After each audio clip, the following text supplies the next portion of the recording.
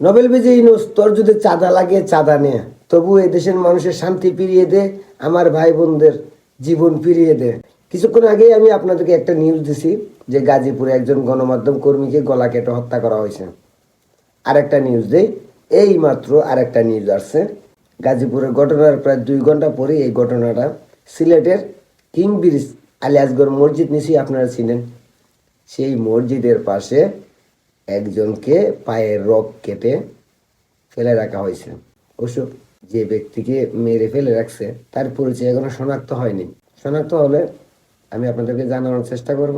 আমি ইউনূসকে বলতে চাই, চাঁদা লাগলে চাঁদা নে, তবুও এই দেশের মানুষকে শান্তি দে। আর যারা হত্যার শিকার হয়েছে আজকে রাতে 2 জন, এই 2 জনের জীবন ফিরিয়ে দে। ডক্টর ইউনূস, তোর নোবেল এই জীবনগুলো ফিরাইতে পারবে না, তাই চাঁদা নে, এই ভাইদের জীবন ফিরিয়ে দে।